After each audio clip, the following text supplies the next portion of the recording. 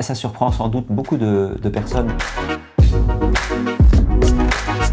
Parce qu'on en parle beaucoup moins que de l'industrie, de l'automobile, voire de l'artisanat. Donc c'est sans doute un secteur qui est méconnu, sous-estimé. Vous pensez bien que Besançon, capitale de l'horlogerie, dispose d'un certain nombre d'entreprises, d'autant qu'il y a un regain autour d'une relance de l'activité industrielle de l'horlogerie. Et puis on a aussi aux confins de ma circonscription, sur le premier plateau du Jura, cette belle entreprise SIS, donc, qui fabrique notamment des sacs à main, des accessoires, et pour des grandes marques françaises.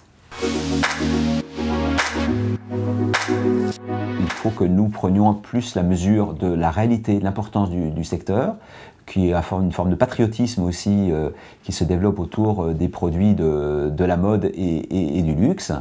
Et ça fait partie de notre environnement quotidien. Et puis, il y a une force de frappe sur le marché mondial, puisque la mode représente 30% des ventes, du chiffre d'affaires mondial avec les marques françaises. Je pense qu'on a des savoir-faire qu'il faut cultiver, donc ça veut dire maintenir nos personnels, nos employés au top de la technique à travers la formation, parce que c'est l'innovation qui est derrière. Tout ce qui tourne autour de la numérisation, la digitalisation, les tissus connectés, c'est sans doute un secteur qui permet d'être en pointe. Et puis il faut avoir aussi à l'esprit ce que le développement durable peut apporter à ces secteurs-là. Ça veut dire les matériaux, ça veut dire la recyclabilité, ça veut dire la dimension sanitaire. Si on est en contact avec ces produits du luxe, on les porte sur nous et la peau est un vecteur de transmission. Et donc je pense que la France, les pays européens sont bien plus en pointe que d'autres continents sur ces questions du développement durable et de la santé, et ça peut leur donner un avantage compétitif important.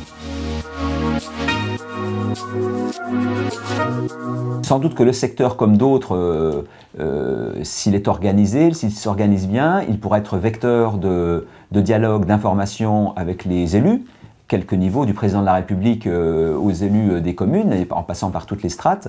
Et je crois que ça permettra de faire la promotion et contribuer à la prise de conscience des élus, qui intégreront plus fortement dans leur discours cette dimension de notre économie qui, encore une fois, est pas assez prise en compte et pas assez valorisée. Il y a beaucoup de groupes d'études à l'Assemblée nationale.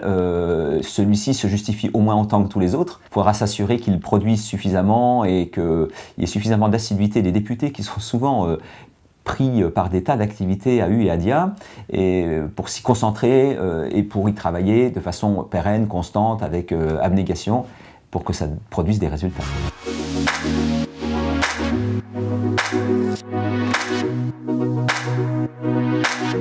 C'est un objet culturel, hein, le vêtement. Donc tout ce qui est culturel va contribuer à la fois traduire le monde et puis à le faire évoluer à travers la création notamment. Oui, donc je suis absolument d'accord avec cette assertion.